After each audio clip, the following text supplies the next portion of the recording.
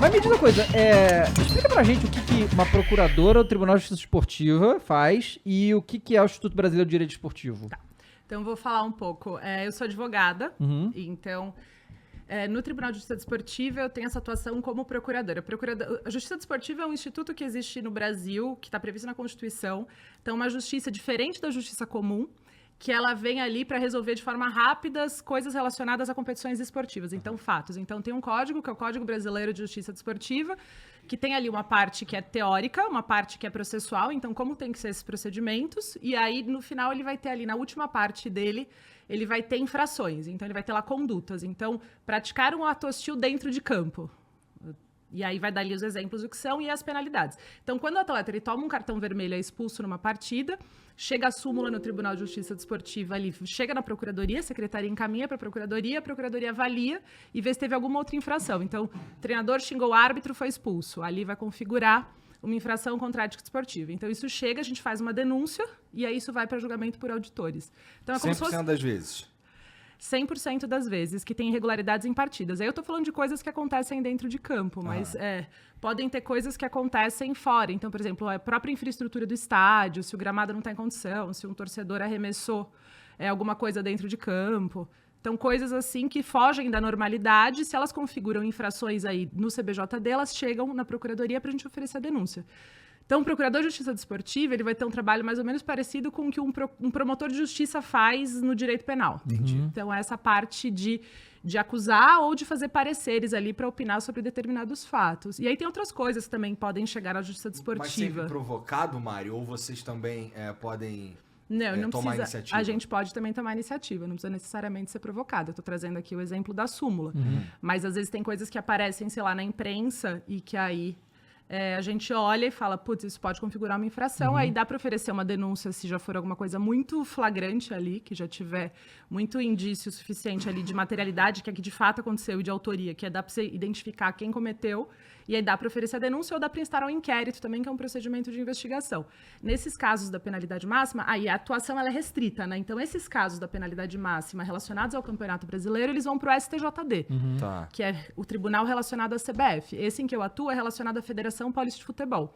Então, a competência dele é relacionada aos campeonatos organizados pela federação, que aí é Paulista A1, A2, A3, a Bzinha, os subs todos, femininos, enfim, todos esses campeonatos.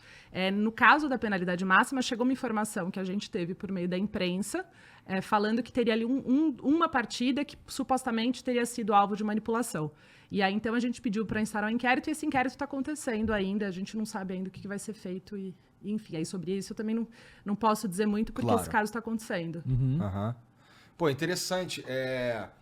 O lance, assim, então, mas eu suponho que o que acontece mais no teu trabalho é usar a súmula de base para, então, atuar, né? Isso tem toda a rodada? Toda rodada. E aí, como eu sou daqui de São Paulo, quando eu falo, as pessoas acham, putz, então em abril acabou o trabalho, né? Porque já acabaram os estaduais A1, A2 e A3. Mas não. A secretária lá do tribunal é a Júlia, que é uma amiga minha também.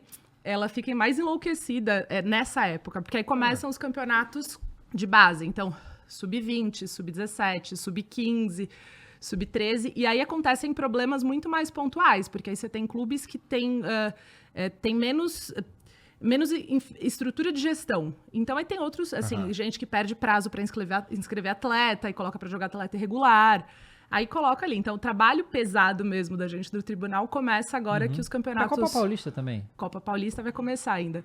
Agora tá rolando a quarta divisão, que na verdade não é. A segunda divisão, que é a Bzinha, que é o sub-23.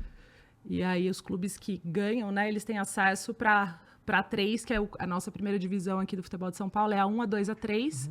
E aí o sub-23, que é a Bzinha, é a segunda divisão. Entendi. Tá, então, vamos lá.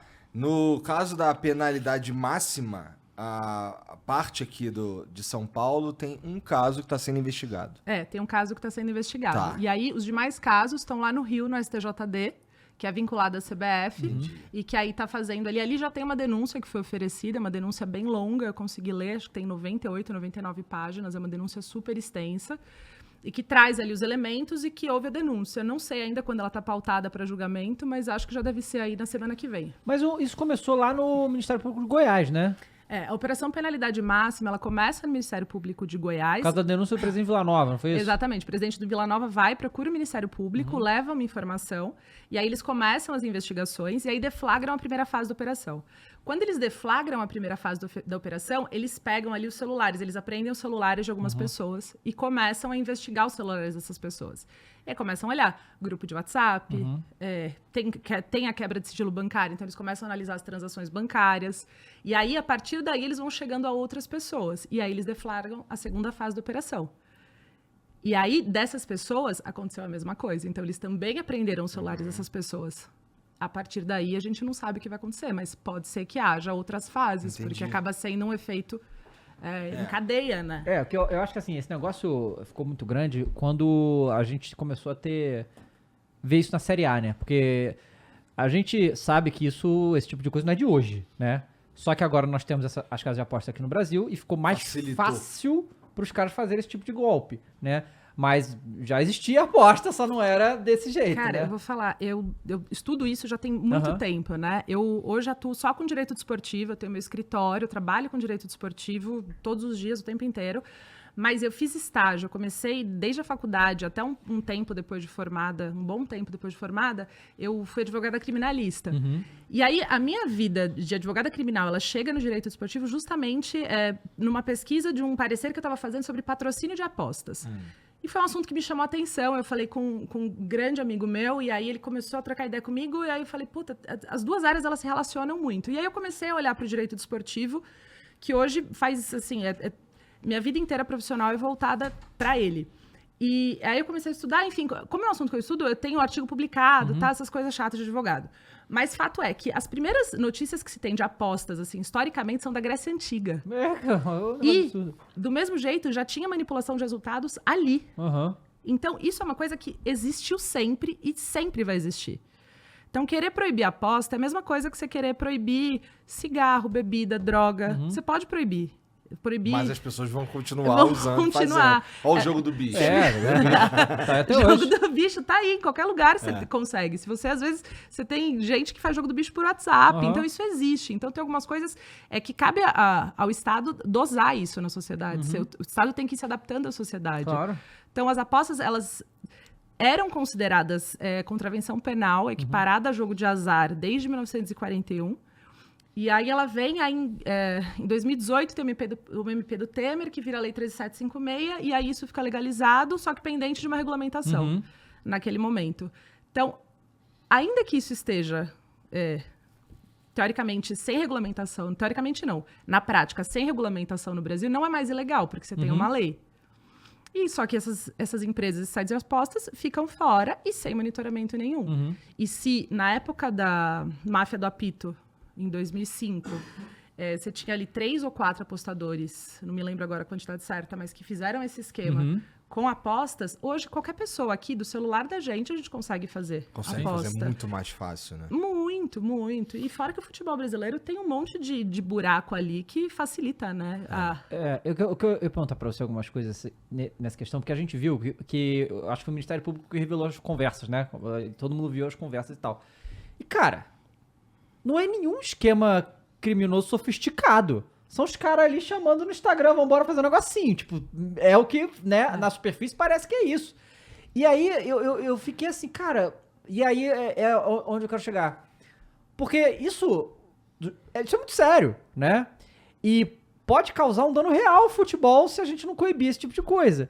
E quantos jogadores aí não foram procurados pra essa galera e, tipo, ignoraram, sabe qual é? Deixa pra lá, cara. E aí, a gente tem que ver o que os clubes têm que fazer, o que a CBF tem que fazer. Eu acredito que a questão de educar os jogadores pra esse tipo de situação seja algo que eu falei. Porque, pô, o jogador da Série A ganha muita grana, né, cara? Por isso que a gente achava que isso não quer chegar à Série A, porque, pô, os caras ganham muita grana. Não vai ser um negocinho aí que vai fazer ele arriscar a carreira dele pra isso, né? E a gente vendo que tava acontecendo. Então, qual é o caminho pra essa situação aí? Olha, qual que é o caminho para prevenir? Prevenir, as pessoas precisam entender. Precisam entender o problema. Na minha opinião, eu acho que uma parte ali dos atletas, eles sabiam que poderiam sofrer consequências e falaram, dane-se.